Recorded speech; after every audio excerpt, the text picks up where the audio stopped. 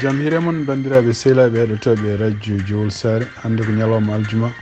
hawri ko nogas e jeegom lewru kor donc hawri ko 5 lewru avril hitande ujunnaji ɗiɗi nogas nayyi habruji moɗon e ɗemgal Pulaar titruji men ɓurɗi mawnude ko États-Unis puɗɗorɗen d' abord ko hono kanko président Joe Biden o jokkidiri e Benjamin Netanyahu hanki ɗum noon ko kaldigal par téléphone kono ko kaldigal ñangal no wayno ko États-Unis rentini e Israël o soɓe ndenaki ene kañumen koye ma nattu joganade ɓe ballal ko fate ene ko ballanno ko fate kaɓirɗe ɗum noon habruji men international kadi ma jawen toon to Iran ene wayno hagguillaji joni ko kuccirta toon hono surtout kamɓe États-Unis e pewintoɓe ɗamini wonde ko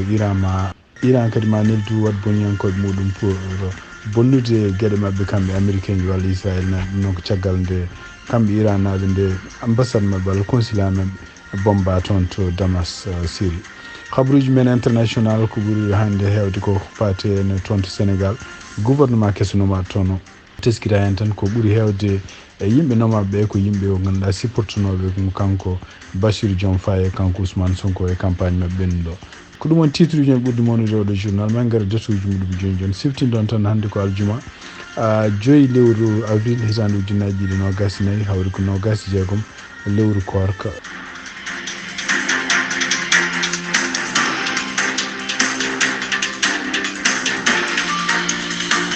bandiraɓe sehlaɓe heɗotoɓe radio jowol sare jaam hiire moon mbiɗen ni hande ko aljuma hawri ko 5 lewru avril hitande ujunnaji ɗiɗi nogas nayyi kanko président Joe Biden gardiɗo leydi États-Unis o wawino jokkodirde hanki e hono premier ministre mo Israël Benjamin Netanyahu ɗum noon tungnadi kadi seedeji tawanoɗi ngal ɗon jokkodiral toon to maison blanche ɓe mbi wonde ko kaldigal ngal ko kaldigal ñangal ene wayno ko kanko président Joe Biden o tungnade kadi noɓe cifori ɓe meeɗani yiide mo sécuri hanki ni surtout yande ɗum ɗo fof kadi ɗum ko caggal ko sakiti ko hen yimɓe jeeɗi ɗo waraɓe toon to Gaza taw ko kamɓe Israël naɓe bombata ɗumen ɗum noon e wayno ko ɗumnade kadi hande kono ɗonoɓe kalirni wi wonde ko kanko président Joe Biden o famni Israël o famni kadi Benjamin Netanyahu soit Benjamin Netanyahu e gouvernement mum mbayla gueɗe mumen no mbaɗirtani oɗo haare wonde toon to Gaza soit ko kamɓe États-Unis ɓe natta walludeɓe kamɓe koye mabɓe États-Unis ɗum noon ko hunde nde ganduɗa enne kanko Benjamin Netanyahu caggal muɗum yiyama kam hay sinno ko haalluji taw wonde o yamiri oɗo saha joni frontiére uji ɗi hakko nokkuji ɗiɗi goɗɗi yo guddis kene wona hakke 100 oto taw ne mbawi yaade tungnade kadi noɓe kaali Nations Unies wi wonde ko haade guerre o fuɗɗade toon to Gaza yimɓe autoji jahanoji toon taw ko badɗo autoji mawɗi baɗɗi marchandise gueɗe guila ko ñamete hen ha ko safrata hen en hiise kene wona 500 oto par ñalawma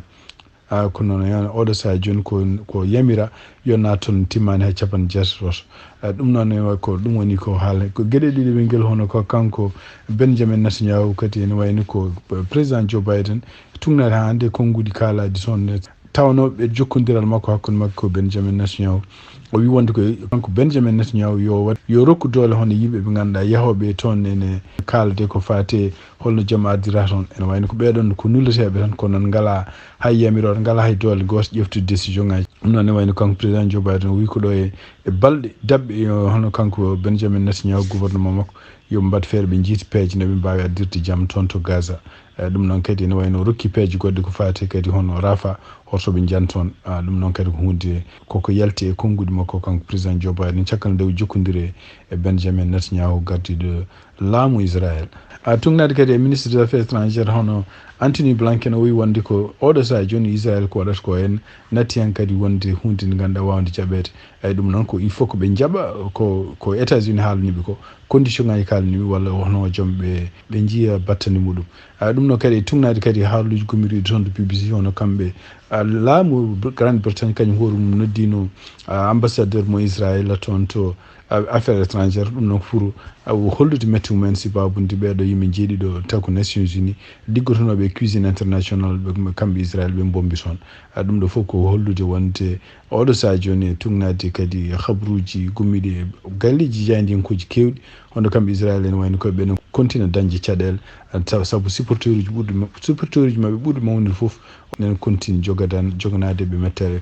sibabude kanko Benjamin Netanyahu wasdemo jabde heɗade hay supporteur uji makko pour ko fate waji ko fate oɗo guerre gonɗo toon to Gaza ko ɗum waɗi ono kanko gouvernement makko kanko Benjamin Netanyahu ɗum noon tugnade hande habaruji gomiri toon ɓe mbi wonde ɓe e nder enquête mo ɓe mbaɗi ɓe jiiti wonde ko erreur ɓe mbaɗi sibabude autoji ɓeɗo wonnoɓe cuisine international autoji mabɓe ɓe jogino en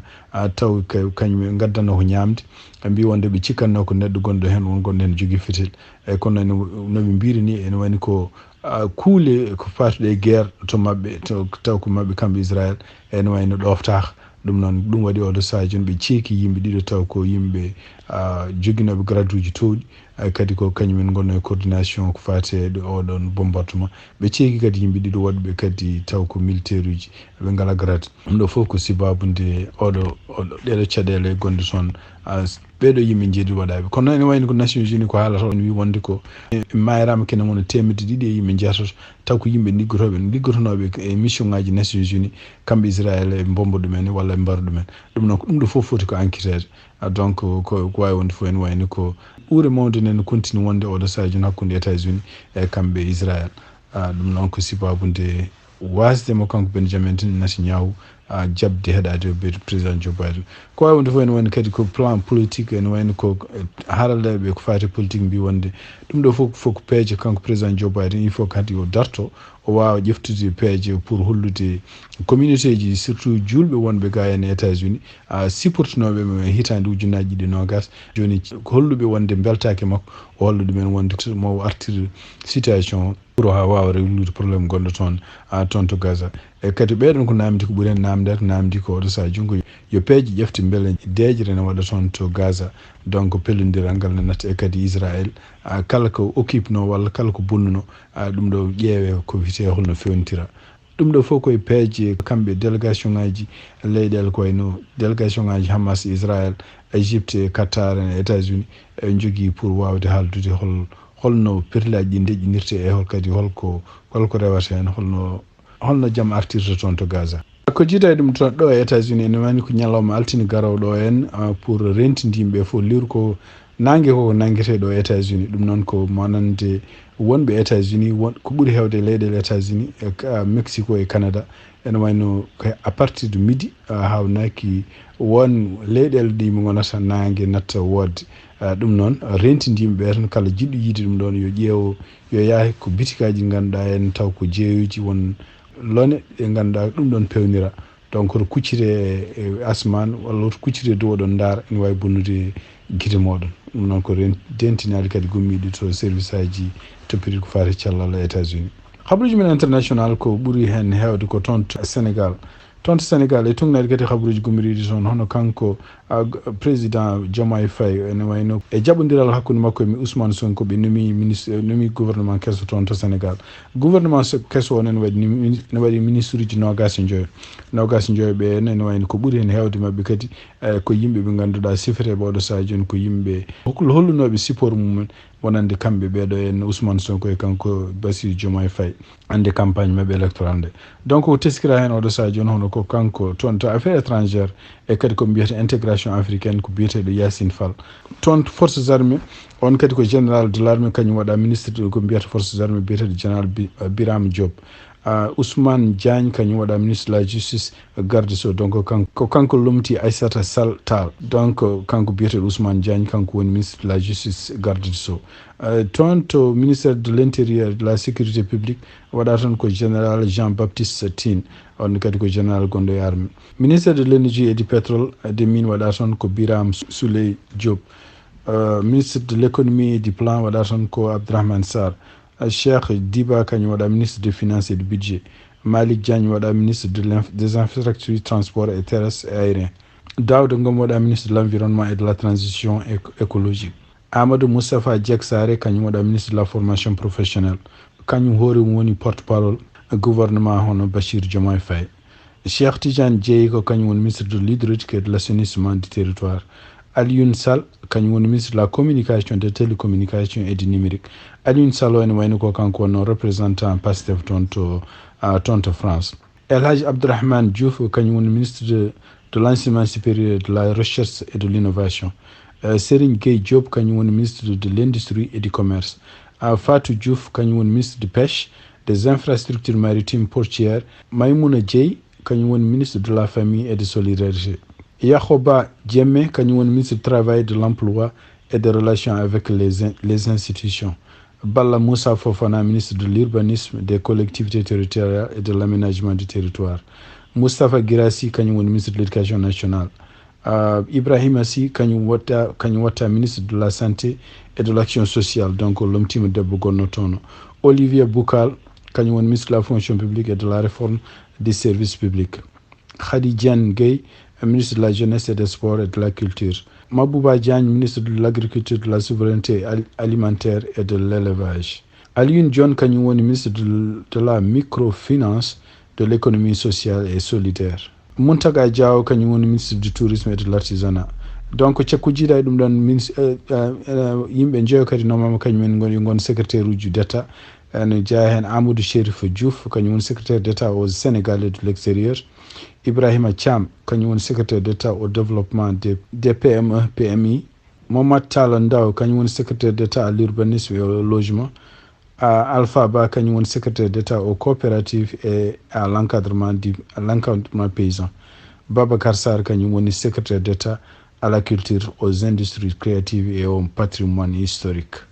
Donc ɗum woni gouvernement kanko Bachir Diomaye Faye ɗum woni gouvernement, donc ministre uji nogas e joyi ene wonde secrétaire d'état ji joyi ko yalti e ñalawma hen. Donc hande ko teskira hen tan e tugnadi kadi e Sénégal kamɓe ministre uji noma ɓi ko ɓuuri hen hewde ko sukaɓe e kadi ko yimɓe ɓe ganduɗa ene joguiɓe karallagal, joguiɓe diplôme ji no fewi, kono ene wayni ko ɗum woni ko teskira hen. Bon ko hadde ene wayno hadde gouvernement yaltude haalluji kewɗi jaltini surtout médias sociaux ji ɗum yimɓe poti rentade, surtout ko wayno kanko Mimi Touré wonde mo noma ministre des affaires étrangères, kono ɗum fof ko fenade ko woni gonga ko noma ɗo ko Yacine Fall. Ko jiida e ɗum ɗon ene wayno ko kanko Ousmane Sonko nde o haalata ministre nde o yiɗi d' abord ko duwonade hono kanko biyeteɗo Mohamed Dionne ko kañum meeɗi wonde premier ministre mo Sénégal. Oɗo dumunde fof koko nawano France, oɗo dumunde fof sellani koko nawano France. Ñande woteji mbaɗateɗe ni winoma o sankima, kono ene wayno ko hanki o sanki. Ɗum noon ene wayno ko kanko Ousmane Sonko yettini duwawuji makko e duwawuji gouvernement Bachir Diomaye Faye e duwawuji Sénégal naɓe fof wonande oɗo cankiɗo. Donc ɗum woni ko anda oɗo saha joni ko fate gouvernement. Donc gouvernement o sifa muɗum ko yimɓe haralaɓe kadi ko yimɓe joguiɓe ko humpito no fewi ko fate hen domaine aji ɗi nodda yo ngar liggo hen ɗi, soit koye muɗum liggotono walla kadi koye gueɗe patuɗe ɗum ɗon tugnade hande habaruji gumriɗi to Sénéweb.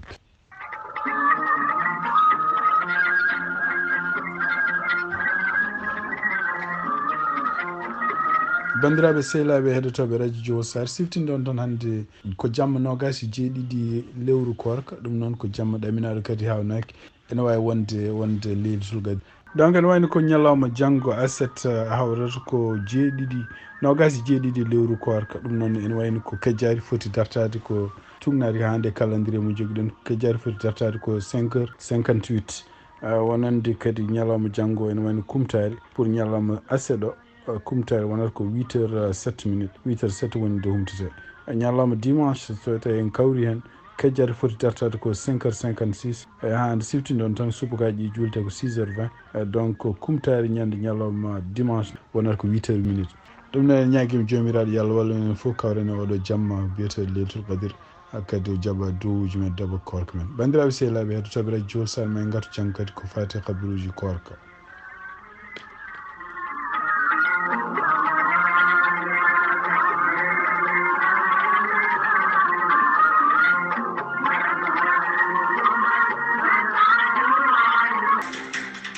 bandiraɓe sehlaɓe heɗotoɓe radio Jowol Sar, koɗi habaruji min jogon noon hannde ɗemgal ko siftinde on tan hannde ko aljuma hawri ko 5 lewru avril hitande ujunnaji 2024. yen mbaalo jaam ha janggo kadi.